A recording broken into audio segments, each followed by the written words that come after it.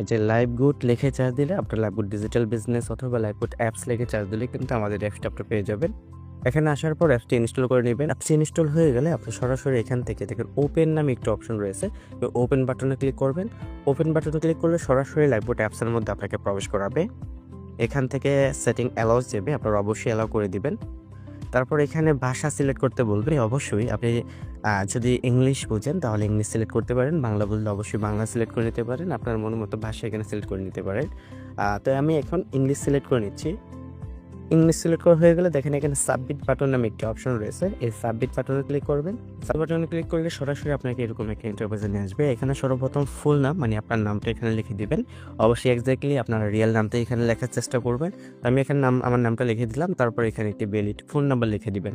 অবশ্যই আপনার ফোনে থাকা যে নাম্বারটি রয়েছে রিয়েল নাম্বার, সেই নাম্বারটি এখানে দিবেন। নাম্বারটি 11 ডিজিটের হতে হবে, অবশ্যই বাংলাদেশি নাম্বার হতে হবে।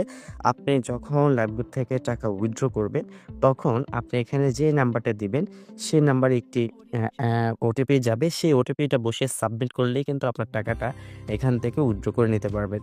তো এখানে আমি আমার নাম্বারটা লিখে দিচ্ছি।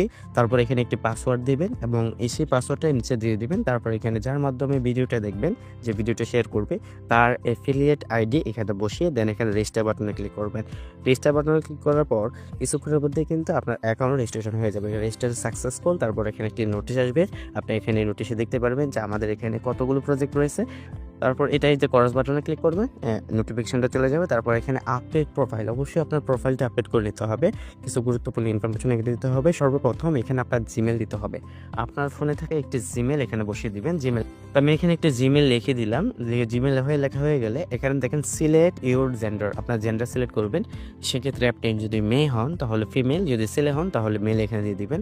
তারপর অ্যাড্রেস, আসলে আপনার জেলা কোথায় সেই জেলাটা এখানে লিখে দিবেন। তো আমি আমার জেলাটা এখানে লিখে দিলাম। জেলা লেখা হয়ে গেলে দেখেন দেন এখানে কান্ট্রি সিলেক্ট অপশন রয়েছে। এই কান্ট্রি সিলেক্ট অপশনে ক্লিক করবেন, এখানে বাংলাদেশ সিলেক্ট করে নেবেন। তারপরে দেখেন আপডেট প্রোফাইল। তার আগে যদি আপনি চান আপনার এখানে একটি পিকচার দিবেন তাহলে